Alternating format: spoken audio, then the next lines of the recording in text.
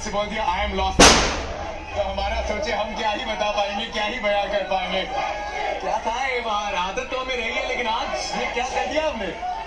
मुझे एक्चुअली समझ नहीं आ रहा है कि मैं इसको एक्सप्लेन कैसे करूं। और थोड़ा प्रैक्टिकल चीज़ों के बारे में अगर बात कर लूं तो ऑनेस्टली सिचुएशन बहुत ही ज़्यादा जब हार्दिक केम टू बैट, तो I was just going through the innings. I was like ठीक है यार, स्ट्राइक रोटेट करेंगे, you know, hit a odd boundary here and there, but फिर Hardik kept telling me, you know, हो जाएगा, फिर बैट डीप हो जाएगा, हो जाएगा।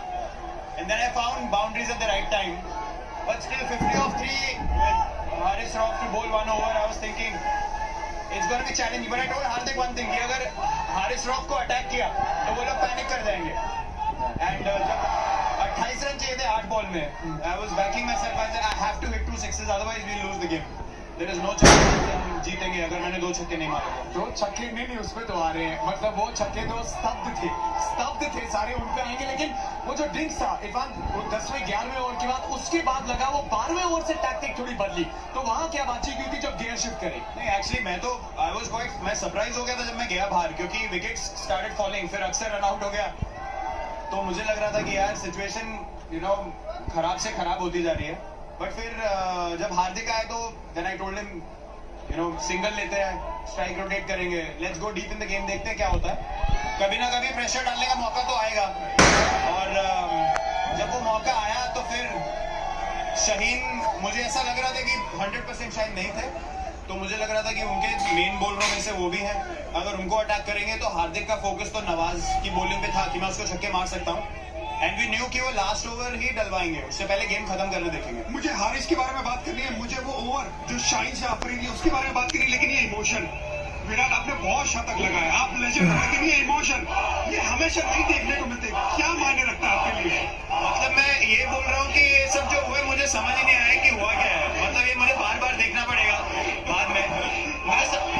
सिर्फ ये क्योंकि इमोशंस की बात कर रहे हैं, क्या सही था टीम से 1-2 बॉल पहले आपने ड्रेसिंग रूम और डगआउट को इशारा किया था कि शांत रहना, जब जीतने वाले थे हम थोड़ा शांत रहना। हाँ, क्योंकि जब आपको 15-16 रन की रन रेट चाहिए और 2 बॉल में 2 रन आ जाए तो लोग शायद रिलैक्स हो गए, ओवर एक्साइटेड भी हो सकते हैं कि बन गए, यू नो, फिर एक डीके रन आउट हो गए या स्टंपिंग हो गया। बट फिर ऐश को मैंने बोला कि यू नो कवर्स के ऊपर मारने देखना, लेकिन ऐश ने अपना दिमाग के ऊपर एक्स्ट्रा दिमाग लगाया और मतलब that was a very brave thing to, you know, came inside the line, wide करवा दी। उसके बाद तो सिचुएशन यही रहेगी कि यू नो गैप में गई तो हम जीत जाएंगे। आपकी वो हारिस रऊफ का सामने विराट, व्हाट इज दैट? मतलब 150 में गेंदबाजी कोई कर रहा है, वो हार्ड लाइन डाल रहा है और आप सामने मारो, वो टूर्नामेंट का सबसे बेहतरीन शॉट है। क्या सोचे, प्लीज एक्सप्लेन करिए प्लीज। तो मुझे समझ ही नहीं आ रहा कि मतलब मैं उसको एक्सप्लेन कैसे करूं। मैं यही सोच रहा था कि 2 छक्के चाहिए, लेकिन वो एक इंस्टिंक्टिव शॉट था। मैंने कहा सिर्फ बॉल को देखो, ज्यादा हिलने की जरूरत नहीं है, और वो कनेक्शन होना बहुत रेयरली, आई थिंक मेरे करियर में 2 या 3 बार ऐसा कनेक्शन हुआ है मेरे बैट से ऐसे शॉट के लिए, और उस टाइम पे बहुत जरूरी शॉट था वो, तो वहां से मुझे लगा कि वो थोड़ा पैनिक कर गए उसके बाद। बिल्कुल कर गए, लेकिन जो शाहीन से अफरीदी का ओवर इससे पहले था, क्या आपको लग रहा था कि उसको टारगेट आप करोगे? क्योंकि वो चोट के बाद वापस आ रहे थे, उतना रिदम नहीं नजर आ रहा था जितना पहले था।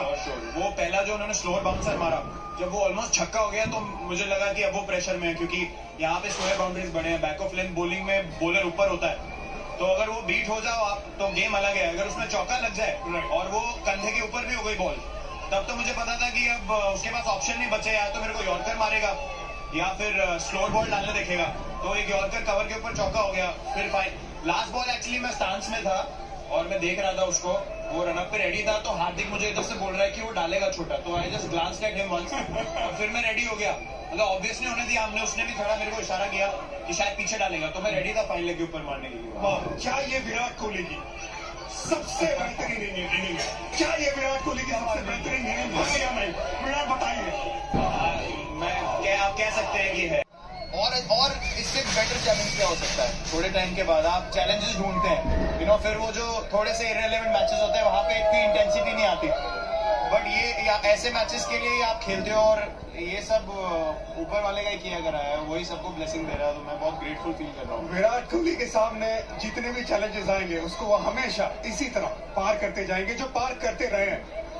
लेकिन आपने दिवाली एक दिन पहले 2 दिन पहले ही वो मना ली है।